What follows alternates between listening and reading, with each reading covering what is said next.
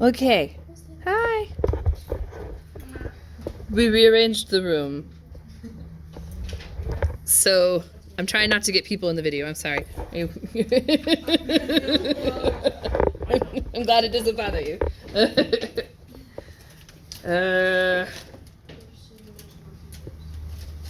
Okay, so we were talking about how boring Caesar is. I'm sorry to anyone who's like a major fan of Caesar, but he's super boring.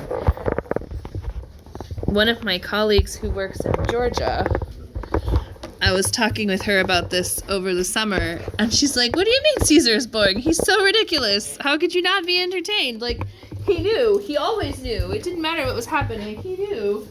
Can someone hand me a book to hold this down? I'm scared if I let it go, it'll lose its angle. Thank you. Okay, so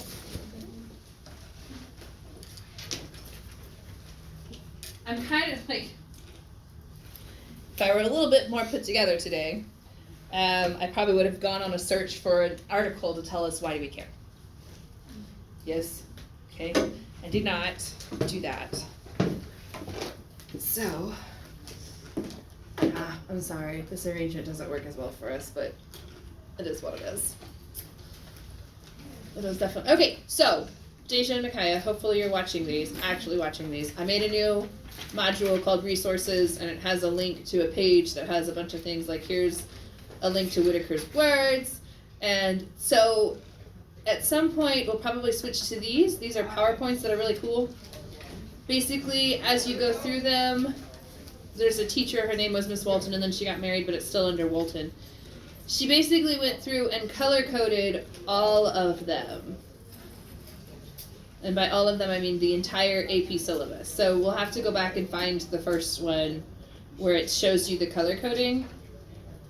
But this is another one where, like, the next step, so we've been kind of babysitting and letting Fast Talker take you through the translation, but our next step is to actually have you translate on your own, right, which we started to do with the tiered readings. So next semester we're going to go up to tier 3, and then very quickly we'll go up to just the original Latin, and you'll just translate a chunk of it for me. Okay? Like, because that's the whole point. The whole point of the AP test is, can you translate Latin?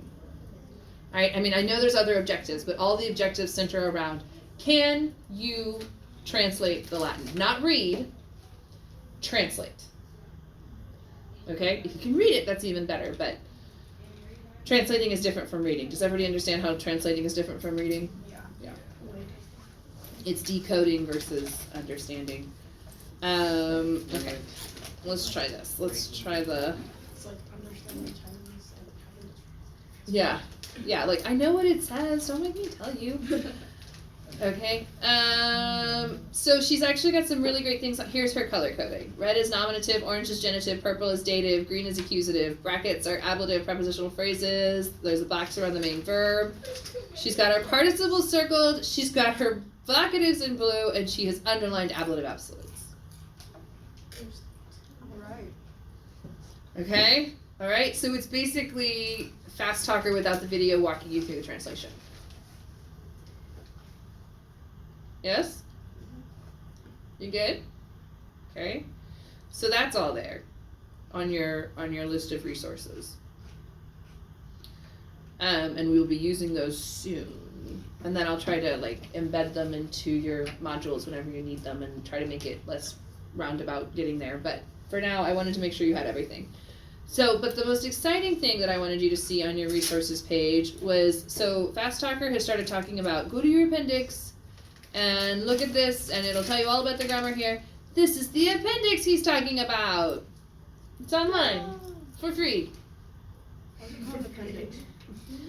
It's an edition. Yes, the grammatical appendix. You can see it is quite long. But the way we reference it is he'll say, like, for instance, there was one, I need to get mine from yesterday. There was one that he referenced yesterday, and I wrote it down to be like, I need to find this appendix. I know I found it at one point. I don't remember how useful it was. I just know that it was there, type thing. So, like yesterday for chapter 24, he said, go to your grammar packets. So apparently he printed this off for them. It's a lot of pages. If it's something that is useful to you, I can print it double-sided. And maybe even get it shrunk down to where it's like a little booklet. You want or not? You happy with online Control F or you want physical paper? I probably do. You want physical paper? I do better with that. That's what I think so. I think I will too, it's just I don't know how it does it for Yeah, no, that's okay. So like Fast Talker, so what happens is the book that is Hans or Mueller, yes, okay, Hans, the one that was over there, the one that's always like, I don't want to take it home. Okay, but you're gonna have to eventually. And some of you already took it home. And we'll just make sure that everybody has a copy of it, it'll be fine. But it has references, like whenever it tells you about weird grammar things, it's like appendix.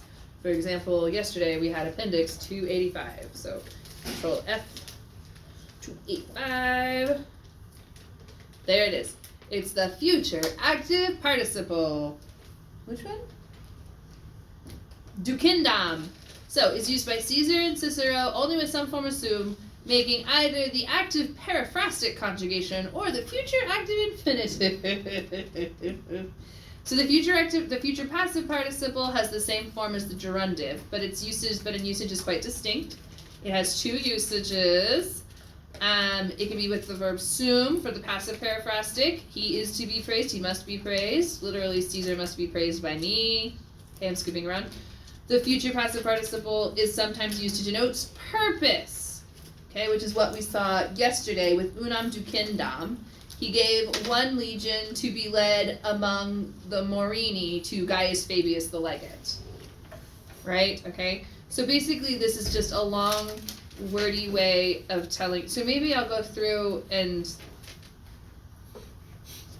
Right. I'm not going to do that thing that I was just thinking. I was just about to say, maybe I can go through it and like kind of paraphrase out to the side what each 285 of the things mean.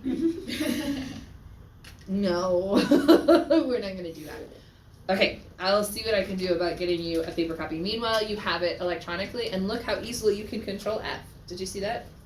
Okay, so I'm totally good with you having both if you're, but that's a lot of paper. Because as you can see, it's like 84 pages. So I'll have to figure out how to get it down. So, what? Hole punch? You like the hole punch one? Yes? Okay. Alright. We'll figure it out. But like I said, this appendix does you no good without that book. Okay? This book has its own appendix. But I don't have copies of this book to give you. I just have the one copy. And I think it has its own. It might have actually included the appendix in the back. Like you're supposed to. Okay. So, chapter 25. We've already talked about, I don't know how you make an assassination boring, but somehow Yeah. Caesar managed. Yeah. Sounds like Caesar.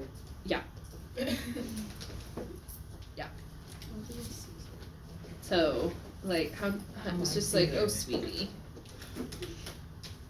Oh, sweetie. Really, he can. What was And I Caesar's really hair wish, color? I really wish I were not raising you with this bias, but I just can't. The maps are fun though. I like it when he makes a map. I'm like, I understand what you're saying. You're drawing me a map. I'm gonna go find a map that somebody else drew for me based on what you're saying. I don't need to read this. I just got this. Yeah, somebody else has read this. That's the when you get to my side of the table where you're like, okay, yes, I can translate that, but you know what? This book is 2,000 years old. You know what's happened in the past 2,000 years? Someone else has translated it. And so then the smarter, not harder part of your brain is like, we can just go find that. But for you, that doesn't work because you're not on this side of the table yet. You have not yet conquered the exam. I have. And did my time. So, I apologize again that it's not lining up with his, but I'm going to do the best I can here. Okay. Close enough. Yes. That actually should line up with what I've got in your packet. Which, like I said, it was supposed to line up with Fast Talker. Sorry. I ran out of time, and I have it like individually, like individual pages. And I was like, I think this is right, because I checked like the first one, and the first few lines of book 24 did line up, but the rest of them did not. The first half is like perfect, and the second half is not. Yeah, I don't know what happened. I'm sorry. Poor writing was hard. Yeah. Like a super Chris cat. Hmm? This should be okay. We'll live. Okay. So. I gotta get out a reference book for this. Like, another book. Because I'm listening to Fast Talker and I'm looking at it and I'm like, so he died? Question mark? He put him in charge and then he died? But apparently, according to Hans, that book, according to Hans Mueller, the Romans had a tendency of coming in and dictating things like, this person is now your ruler. You will do everything this person says. So then the question in that book it poses is, could that have something to do with the Gauls being unhappy with the Romans ruling them? Because the Gauls eventually revolt. Right? Okay. Like, they eventually fight against the Romans. And you don't fight against people that you're perfectly happy with. Right? She gives us cookies and hot chocolate all the time. Revolt! Okay, no, that's not. No. More hot chocolate. Okay. We want peppermint for our hot chocolate! Okay, that's just ungrateful. So. Wow. Okay. Finest chocolate. What? What? Anyways, so. Uh-oh.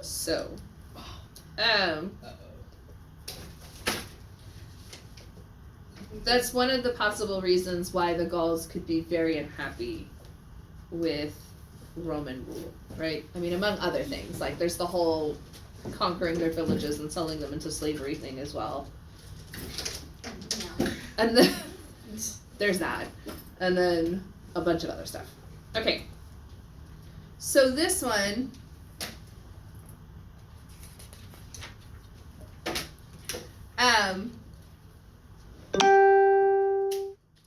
so like whenever it talks about maiorum locum restituerit is what we're talking about right here. Yes? The part where it says that he put this guy, Tasgetius, back in charge like his ancestors. He had returned to the place of the ancestors.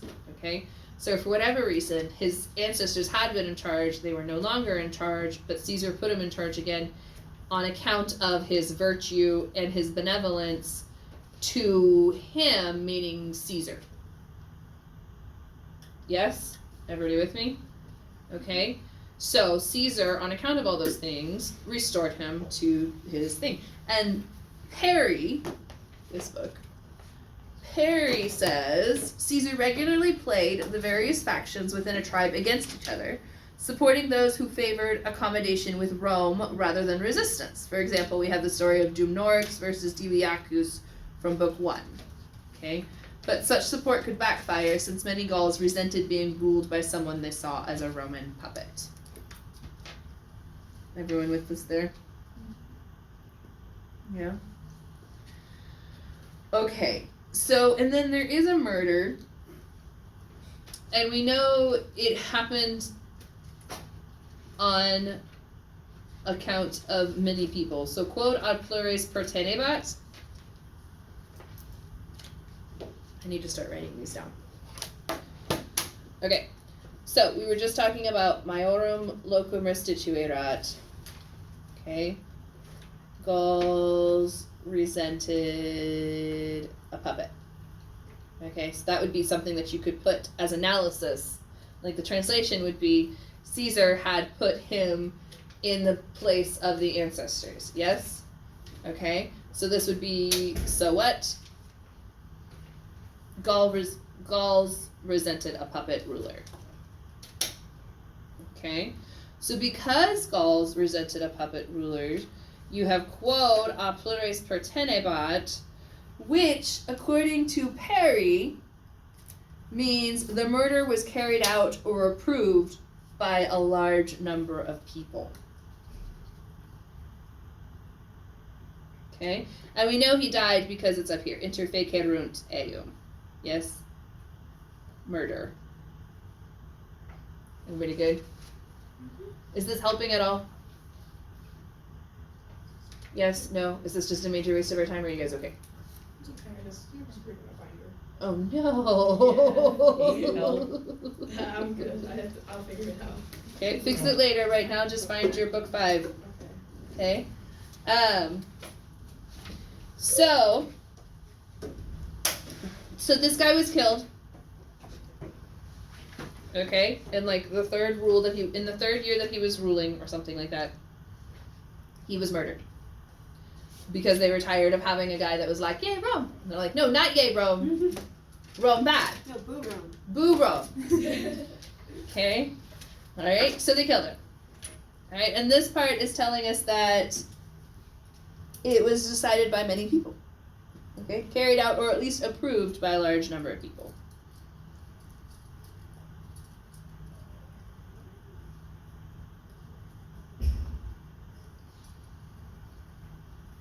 Okay? Now, this is what's interesting. There should be a grammatical appendix note here. So we have a clause of fearing, and I'm actually going to start a whole new page, and I'm going to try really carefully to do this, okay? So, a clause of fearing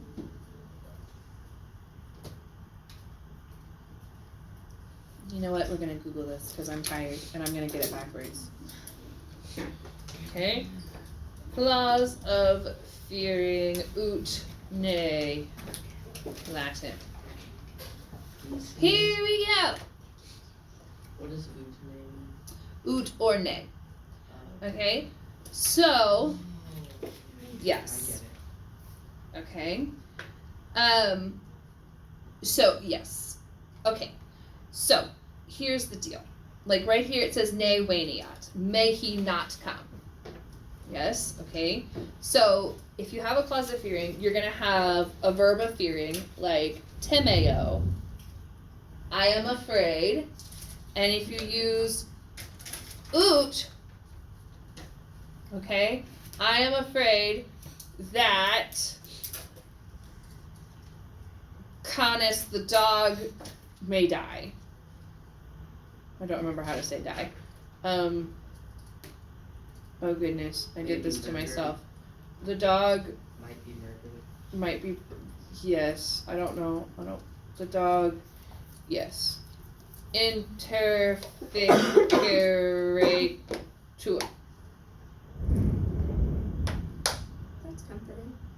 They're doing something out there. Okay, Oh, so sorry. this is, I am afraid that the dog may be murdered. Yes? But that's not, hang on. That's not right. That's the wrong tense. I'm sorry. I used the wrong tense. Interficiatur.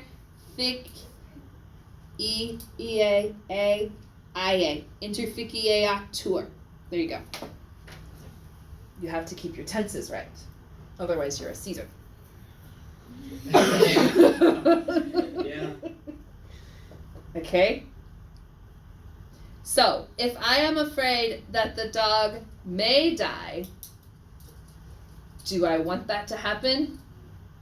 No. No. Okay? So whenever you have a clause of fearing, like I am afraid that this may happen. But if you use ut, you're afraid will happen, don't want. Okay? Everybody with me?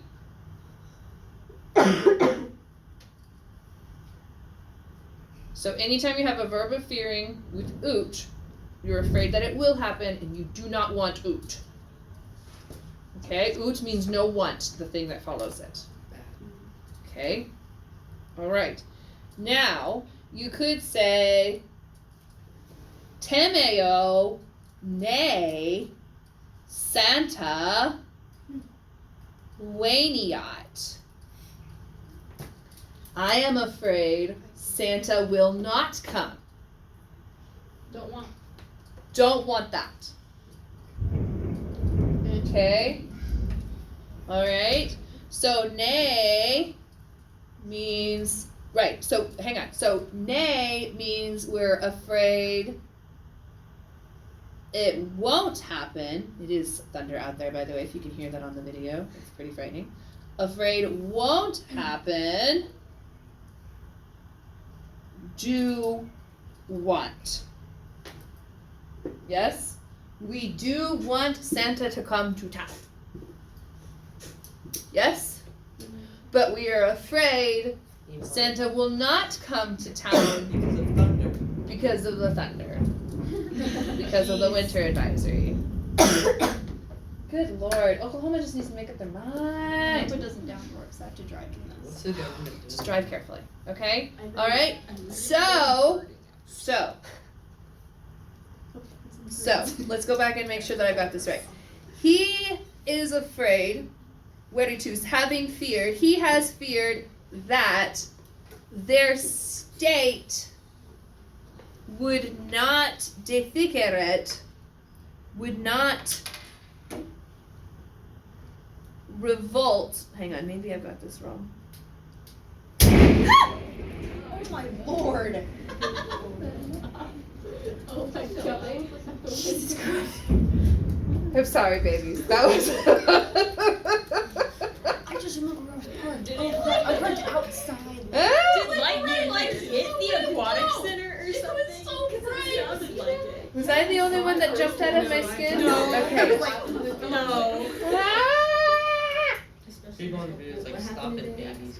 And that Zeus was mad at me because I'm mistranslating the Claws of Fury. Oh my god. Well, you're fearing Okay. to be struck by lightning. Doing Caesar angers Zeus. Okay, CO3E if necessary. O3E. O3E. Oh, I just flipped to the page that says human sacrifice. Sacrifice? Whoa. Sacrifice. That's what people think we're doing in Latin. You just really win. I told you about my Latin 1s wanting to do demon summoning rituals for their Latin 5 projects, right? Seriously? Yeah, if you make it that far, guys. Yeah, good luck. Hey, bro, we're 1 year away, man. What? No, wait, is it No. Latin 5? What? Wait, no, We're in- that's 2 years. We're in 3. I can't count. And then. Oh, Affirmative fear clauses are introduced by nay, and negative ones by oot. Do I have it backwards? I might have it backwards. Oh, come on. I just wrote this in pen. Give me a second. Don't Erase scribble it the out. pens. Don't scribble it out yet. But you saw me Google it to be like, I always get this backwards, right? Okay. I'm blind to that one. Yeah, just look right at it. I'm confused. It got So light. it got brighter after the. I'm glad you Stay so. I bright. just don't want to be struck by lightning. burning after school. Actually, no, I didn't. Here you go. Okay. A fear clause. That's not helpful. Here. I got it. Never mind. Here it is. Yeah. Okay. Let's just copy and paste this. Hey, I don't have metal in my teeth anymore, so there's less of a chance of me being struck. That's good. That is the gods. Okay. So a clause introduced by a verb of fearing is in the subjunctive introduced by nay or nay known. That's not right. It's oot or known. It's boring. It's like hail out there. It's water. The one day I decided let's go burning after school. That's not right. It was good. Well, I mean, it was raining last night, so it was still cloudy in the morning. So I was about to look for my phone so I could call Nog. Is recording. Okay, so put a pin in clauses of fearing and just understand that there's a way to introduce a one that you do want and a way that you don't want. And put a giant circle and a question mark around what I just told you, okay? Alright? Because even though I tried to look it up and make sure I was right, my Thanksgiving brain could have gotten it wrong. yeah. Hey! Can I stay here? Yeah. Sweet. Um, Lightning almost struck us. Wait, are you in virtual? Okay, so put a pin in that because I could be completely wrong. And I will find out later. The point is, clause of fearing important. Let me see if there's a question in here that helps us out.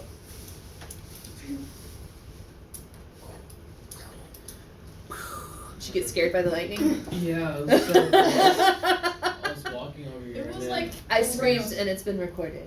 The squeak was me. It's gonna be uploaded. Yes, it will be on the wonder internet if and immortalized. I wonder if the Make a recording caught the soundboard. flash from it. And there's like 20 other Oh, people. right. these are around our me. last Curious. words before Zeus strikes us dead. Did I blink really hard or did the lights flicker? I just blinked really Probably hard. both. Probably blinked really hard. Probably both. No. I jumped, so I don't know. We're sitting over here in the dark section. So. yeah. No, wait, what's that? Not yet. We still have 20 minutes. I'm sorry, those of you listening and trying to figure out what we're doing. Like, you can fast forward. I'll put it in the comments of what part we actually figure out what we're doing. That's cool. Yeah. Right now, I'm trying to figure out if I'm right about clauses of fearing. I feel like I'm not. I had it all figured out in 2012. 11? But I'm tired now. And it's not in here. Aren't the gods capable of time travel? Maybe. Oh, no, it's just like on time. That's not the. Okay. But Okay. that should work. Anyways. So, he was afraid that they would revolt, which means that he doesn't want it to happen.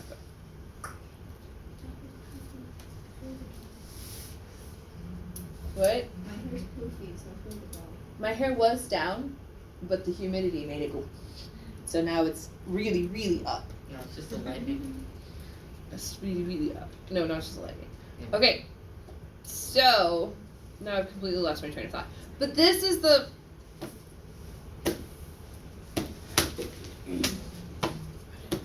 I've lost my pins. This is not funny. There it is.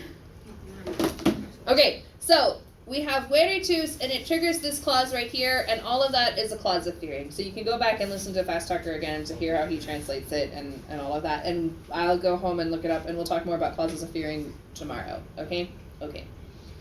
But anyways, so Caesar always has a plan, right? Because nothing is ever Caesar's fault, but he always has a plan, and he always knows who to order around. So he orders Lucius Plancus to approach quickly, yes, Celeriter, with a legion from Belgium among the Carnutes, and to winter there. Okay? And to winter there, Hiamare. Okay? Among those whose work had with the people who killed Tasgetius, his bro. Yeah, not actually his bro, but like his friend, right? Okay. Yeah. So, and then he ordered him to seize them and to send the people who murdered Tasgetius to him, meaning, and anytime you see say, that means to Caesar. Yes? Okay. Meanwhile, lots of other things happened. Certior Factus says he was made more certain that they had arrived in the place for wintering and that they had been fortified there for the winter, basically. Okay, let's go back and look at our map and see if that map includes Lucius Plancus. Ah, here he is, right here. Plancus. Yes. So he ordered Plancus to go where? Where did he order him to go? No, that's not what I want.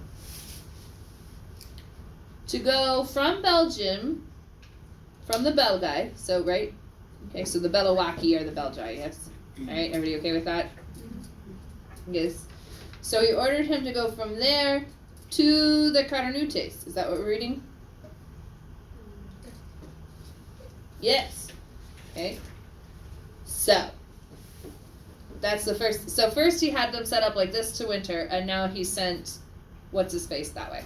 That way. Okay?